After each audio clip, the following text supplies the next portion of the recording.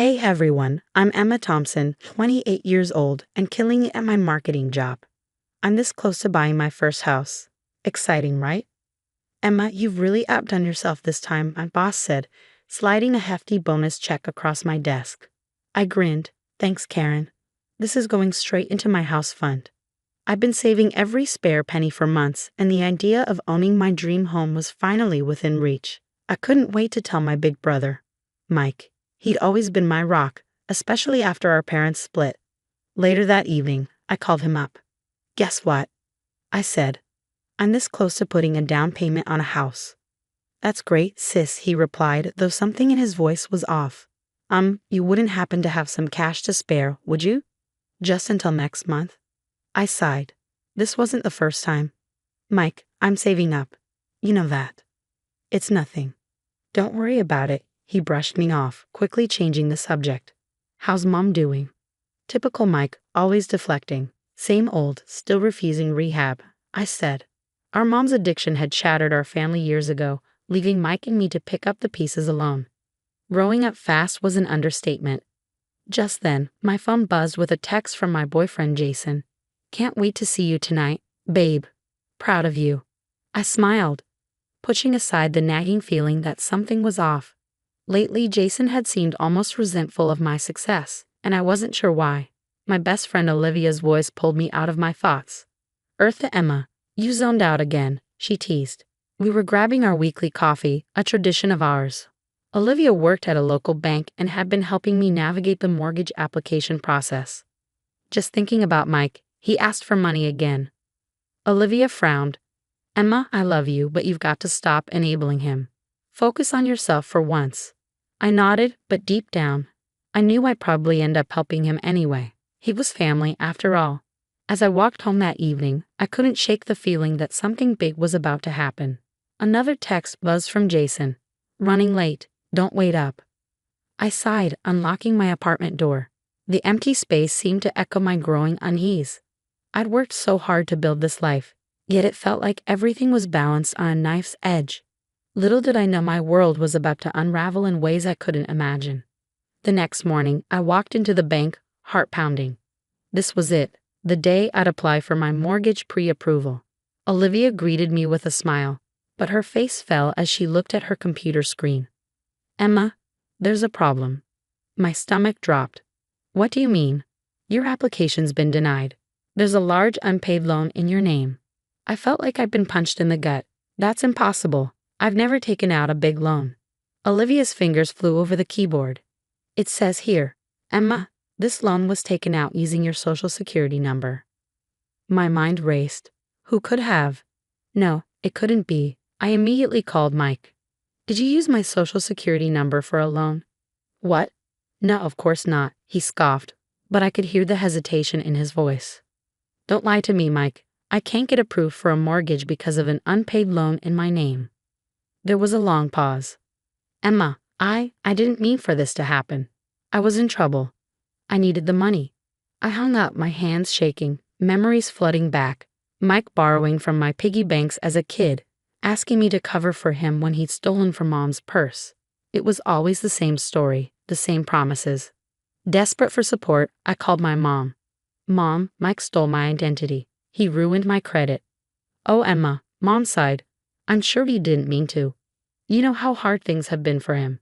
Can't you just help him out this once? I couldn't believe what I was hearing. Help him out? Mom, he committed fraud. He stole from me. Don't be so selfish, Emma. He's your brother.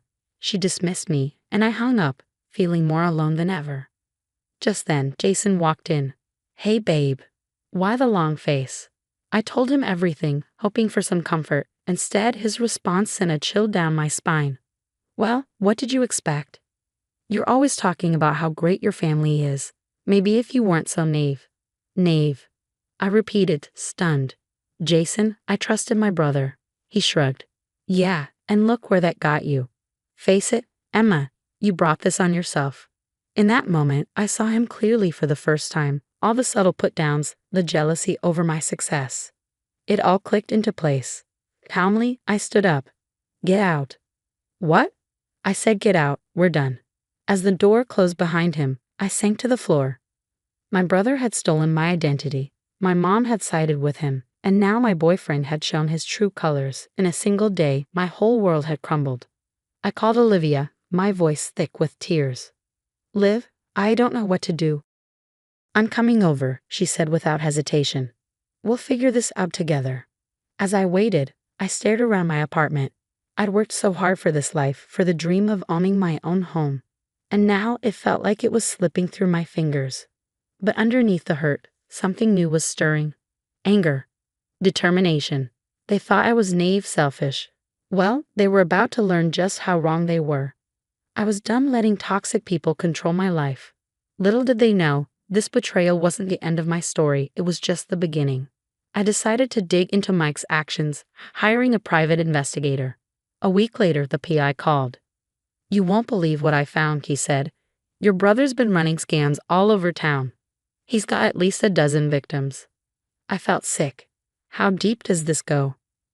Deep enough to put him away for a long time. Just then, my phone buzzed.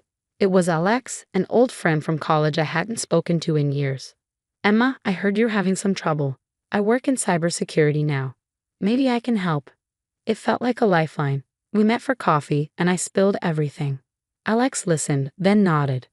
"This is rough, but listen, I can help you gather evidence. We'll nail these guys to the wall." For the first time in weeks, I felt a glimmer of hope. Back at work, I must have looked like a mess because Karen, my boss, called me into her office. "Emma, what's going on?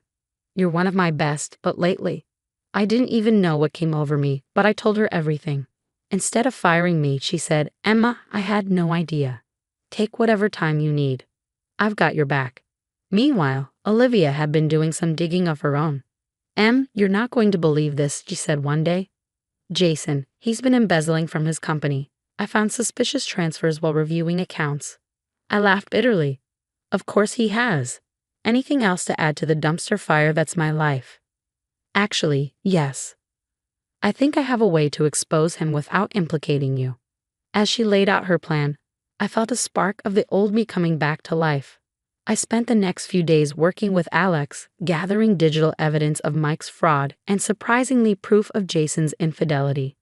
Turns out he'd been busy while I'd been working late. "This is gold," Alex said, scrolling through the data. "But are you sure you want to go through with this? It could get messy." I nodded firmly. They made their beds. Now they can lie in them. Olivia came through with bank records showing Jason's embezzlement. Karen provided references and documentation of my work ethic, just in case. As the pieces fell into place, I realized something. I didn't need to get my hands dirty. The truth would do all the work. I drafted anonymous tips to the relevant authorities, police for Mike's scams, Jason's company for his embezzlement. I even prepared a package for my mom, showing her just how deep Mike's manipulation went. "Are you ready for this?" Olivia asked as we sat in my living room, files and envelopes spread around us. I took a deep breath. I've never been more ready. I hit send on the last email, feeling a weight lift from my shoulders. The ball was rolling now, and there was no stopping it. Alex looked at me, smiling. "So what now?" I grinned, feeling more like myself than I had in ages. "Now we wait, and maybe order some pizza. I have a feeling things are about to get interesting."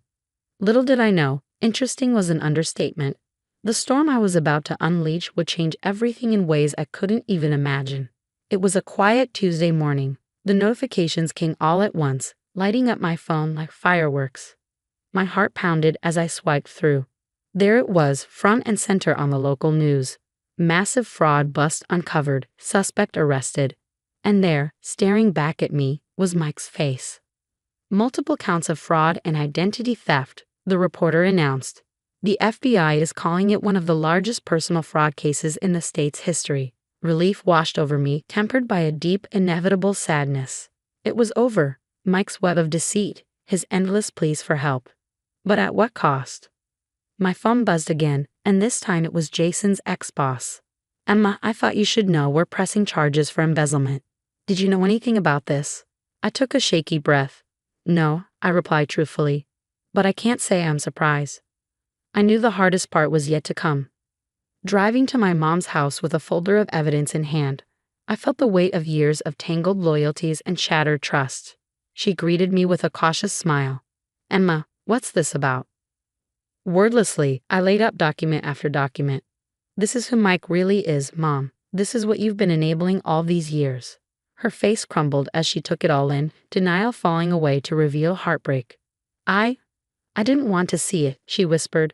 Oh God, what have I done? The conversation was painful but necessary. As I left, I knew our relationship would never be the same. But perhaps, in its brokenness, it could become something healthier, grounded in truth rather than illusions. With Mike's arrest, clearing my credit finally became possible. Alex and Olivia guided me through every step of the legal maze. And finally one day, I heard the words I've been longing for. Emma Thompson, the loan officer, smiled. Your mortgage application has been approved. Relief and joy swept over me. I could have cried right there in the bank. Back at work, Karen called me into her office. Expecting another wave of sympathy, I was stunned when she smiled. Emma, I've been so impressed by how you handled all this. How would you feel about heading up our new marketing division? I blinked. Karen, yes. Absolutely, yes. The day I moved into my new house felt surreal. Olivia, Alex, and Karen came by to help unpack and toast the new place with takeout and cheap champagne. To new beginnings, Olivia cheered, her glass raised high. Looking around at them, my chosen family, I felt an overwhelming surge of gratitude. They'd stood by me through every dark moment, every doubt. I couldn't have done this without you, I managed, voice thick. To Emma, Alex grinned, the strongest person we know. When they left, I lingered in my new home, feeling the quiet settle around me. The past few months had been a relentless storm, ripping apart illusions and shedding light on hard truths. I'd lost my brother to his own choices, seen my mother forced to face reality, and ended things with a man who didn't truly value me. But I'd also discovered a strength I never knew I had, learned that family sometimes isn't about blood, and found friendships that grounded me when everything else fell away. As I hung a photo of Olivia, Alex, Karen, and me from the housewarming, a deep sense of peace filled me. This was my new beginning, hard-won, and all the sweeter for it. I'd fought my battles and emerged not just intact, but stronger. To anyone facing toxic relationships and tough choices, remember, you're stronger than you think. Don't let anyone dim your light. Your happy ending is out there, and it's worth fighting for. Take it from me, I'm living proof. And if you were in my shoes, would you have exposed your brother's crimes, knowing it might shatter your family? Or would you have protected him, even if it meant sacrificing your own future?